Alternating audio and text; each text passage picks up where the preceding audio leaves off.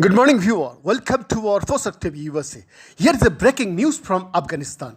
The Taliban have proposed a 3-month ceasefire in Afghanistan in return for the release of 7,000 captured fighters, a government official said.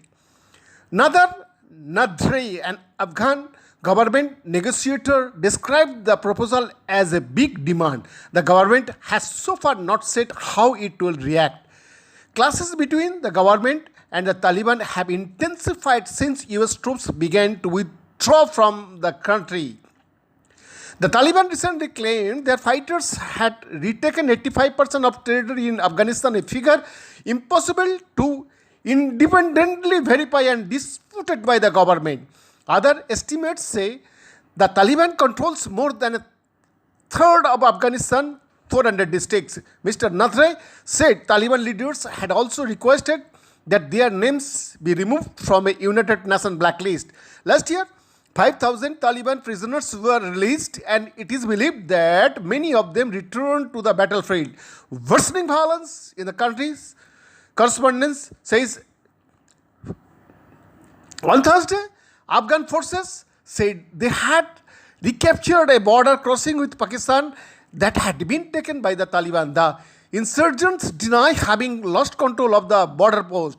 Video footage posted to social media earlier this week appeared to show a white Taliban flag being flown above the Spin Boldak crossing near Kandahar. Afghan forces have been struggling to halt the Taliban's advance through the country, which has speed up since a 2020 deal struck with former US President Donald Trump's administration. Under the terms of the deal, the US and its NATO allies agreed to withdraw all troops in return for a commitment by the militants not to allow any extremist group to operate in the areas they control.